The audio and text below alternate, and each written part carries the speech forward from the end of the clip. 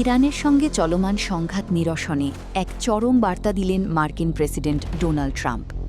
আজ বুধবার নিজের সোশ্যাল প্ল্যাটফর্ম ট্রুথ সোশ্যালে এক পোস্টে তিনি সাফ জানিয়েছেন, ইরান শর্ত মেনে চুক্তিতে না আসলে শুরু হবে ইতিহাসের ভয়াবহতম বোমা হামলা।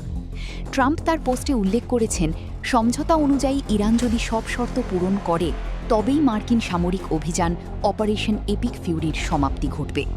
এই চুক্তির মাধ্যমেই কেবল যুদ্ধ ও দীর্ঘদিনের মার্কিন অবরোধের অবসান হতে পারে বলে তিনি মনে করেন। ডোনাল্ড ট্রাম্প আরও জানিয়েছেন, ইরান চুক্তিতে রাজি হলে হরমুজ প্রণালীতে ইরানি বন্দরগুলোর উপর জারি করা কঠোর নৌ অবরোধ তুলে নেওয়া হবে। এতে করে ইরান সহ সারা বিশ্বের জন্য এই গুরুত্বপূর্ণ বাণিজ্যিক পথটি উন্মুক্ত হয়ে যাবে। তবে হুঁশিয়ারি দিতেও ছাড়েননি মার্কিন প্রেসিডেন্ট। তিনি স্পষ্ট করে বলেছেন, ইরান যদি পিছু না হটে বা চুক্তিতে রাজি না হয় তবে পুনরায় বোমা হামলা শুরু করবে যুক্তরাষ্ট্র। ট্রাম্পের ভাষায়, এবারের হামলার মাত্রা ও তীব্রতা আগের যে কোনো সময়ের চেয়ে অনেক বেশি এবং দুঃখজনক হবে। ইরান শেষ পর্যন্ত ট্রাম্পের এই শর্তগুলো মেনে নেবে কিনা তা নিয়ে খুদ মার্কিন প্রেসিডেন্টও সন্দিহান।